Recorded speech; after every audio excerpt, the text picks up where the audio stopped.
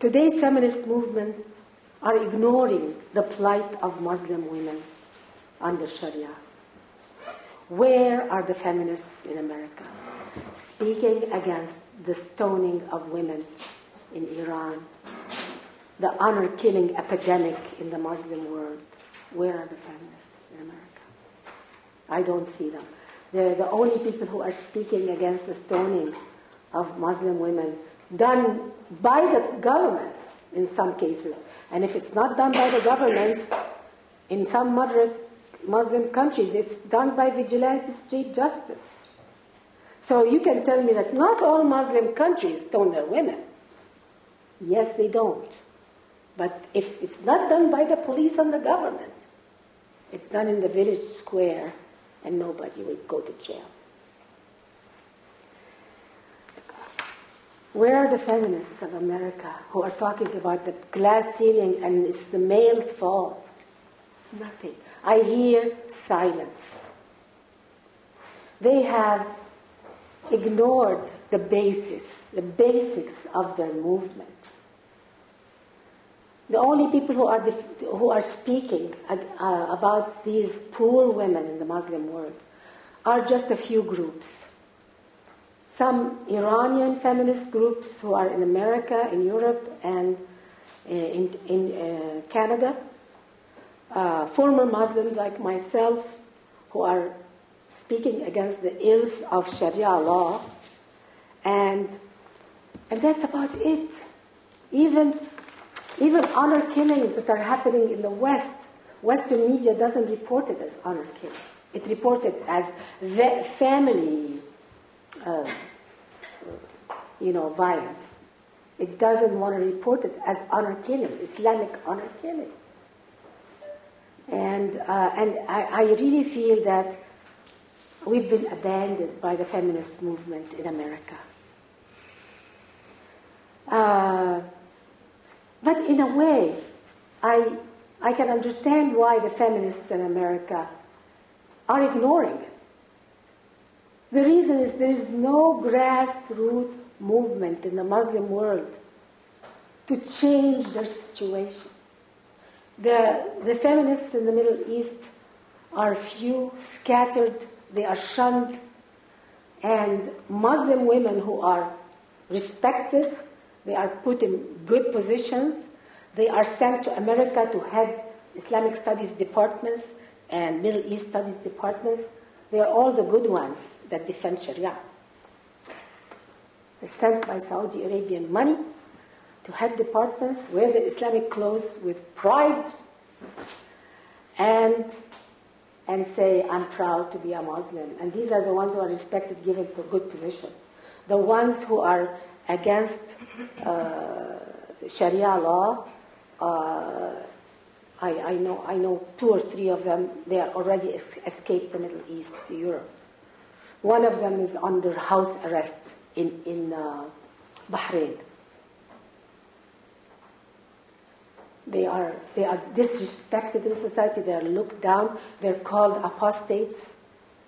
They are called loose women. They spread rumors that they are they're prostitutes. They ruin the reputation. And that's why there's no grassroots feminist movement like the one that happened in 1919 as a result of the inspiration by America. Huda Sha'rawi is not coming back. We have feminism in the Muslim world now has become be proud of Sharia law, standing up for wearing the head cover and defending the total cover of women with a little net to see the world from. Defending. That is today's Islamic feminism. Is defending the status quo. So, neither the American feminists are defending the Muslim oppression of women, Islamic oppression of women, and there are practically very few feminists, and they are being disrespected and they are running away from their country to because they're under death threats. So I understand that it's very hard to challenge Sharia Islamic law. It's very hard because it's against the law. It's against the law. Leaving Islam is against the law. I'm not here to criticize Islam, the religion. Like everybody, nobody wants to criticize religion, any religion, because it's a personal relationship with God. But when a religion expands itself so much to become a state, and then adopts a very elaborate legal system that can put you to death if you leave Islam, or if you violate sexual laws, then that religion has opened itself to criticism. I have the right to criticize that religion because it has become a state. It has become a legal system that controls my behavior. As having left Islam, I'm under a death threat. Any Muslim can kill me and go back to Saudi Arabia and be a hero. He has done Allah's law. So I have the right to criticize that religion in the sense of the state, political Islam. I'm not criticizing Islam, the religion. I'm criticizing political Islam and legal Islam, which forces itself on non-Muslims. Non-Muslims who live in a Muslim state must abide by Sharia law.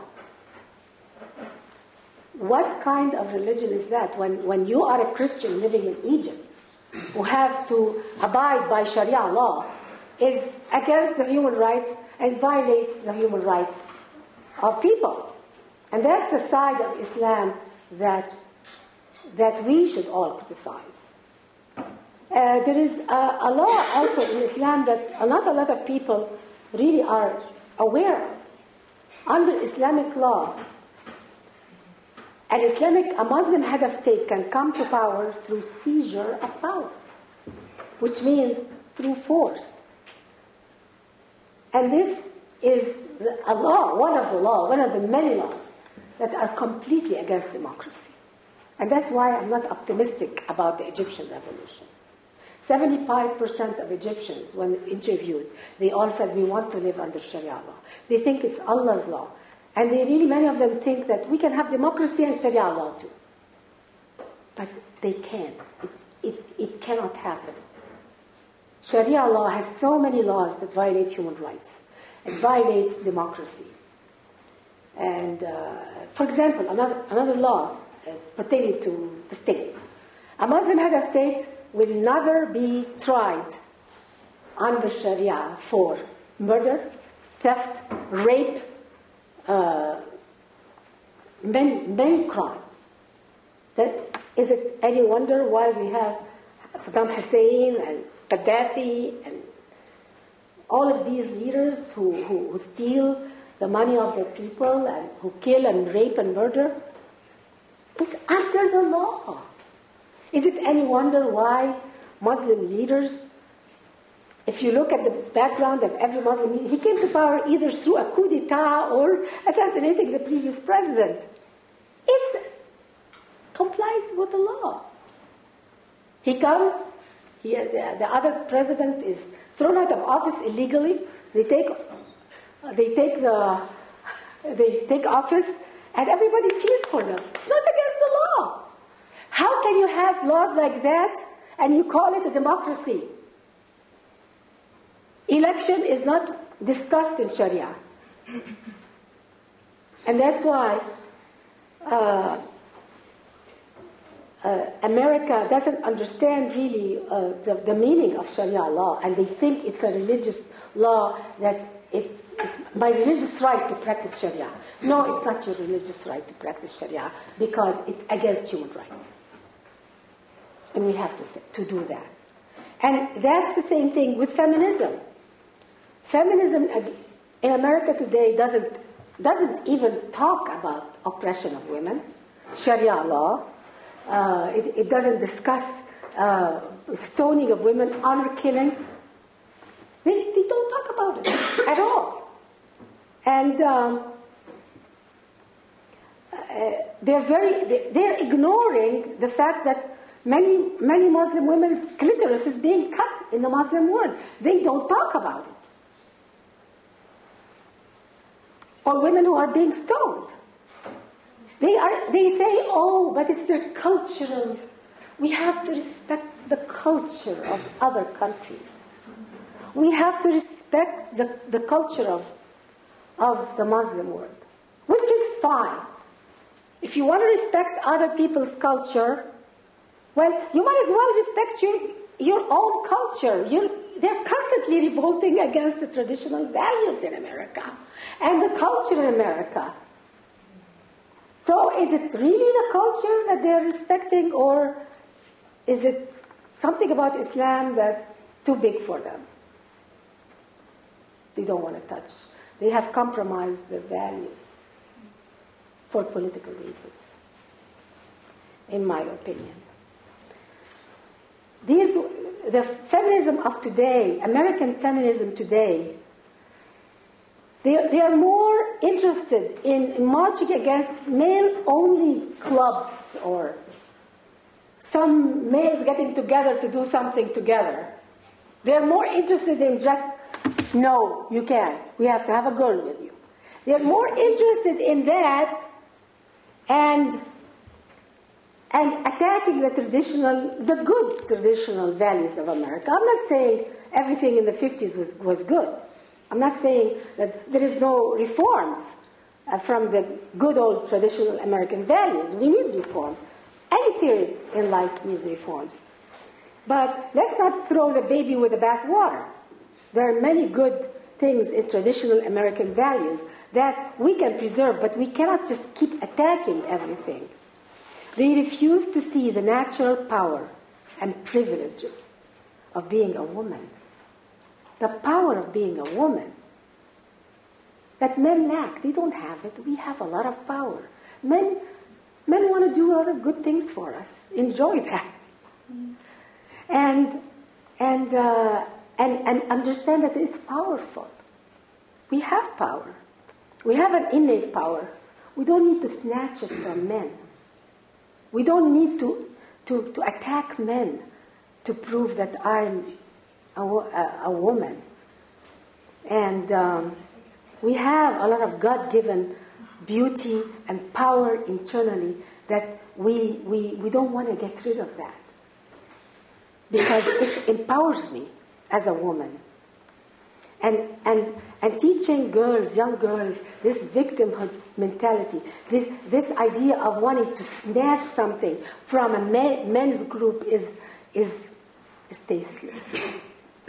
Calling vagina monologues or whatever, it reminds me so much of the word calling women in the Muslim world, that she's all a vagina, she has to be covered. It really degrades it. It's very vulgar. And it's not sophisticated. It doesn't raise me up. So I want to conclude by just giving you a little story that as a young girl, I was a teenager in Suez. I was visiting my aunt in Suez in Egypt. And we were watching an American movie. And it used to come once a week on Egyptian TV, an American movie. And I saw an American wedding in a church. And I saw the man and the woman standing facing each other with a priest. And they were reciting to each other that the man especially was telling the woman, his one and only wife, I will honor you and cherish you until death do us part. And even though I was very immature, I was just 14, 15, I sensed something in that marriage that we lacked in the Muslim world. A man committing himself to one woman, at least at the time, to one woman, one set of children, is the most revolutionizing the most revolutionary concept of feminism that has ever been created. Because the natural tendency of men in 2,000 years ago, when this law came to being by the Christian, Judeo-Christian culture, the natural tendency of men at that time was to have multiple wives, was to just use them and throw them and get the next one. That was the natural tendency of men. But when Christianity came, and I'm not talking about it from the religious side, I'm talking about it as a law that Christianity brought to the West, which formed the foundation of Western culture, is one man gets one woman and not more. That honored women. It gave them security. It gave them, the anger inside the family was released. And in my opinion, that was the foundation of what Western society became today. It's the foundation for democracy. It's the foundation that allowed feminism to exist today. And we must never forget all the steps that happened in history that made America who it is and that made feminism who it is. The first feminist movement was done by Christianity when it told men, no, you cannot have 4 or 5 or 6. You can only have one. Thank you very much.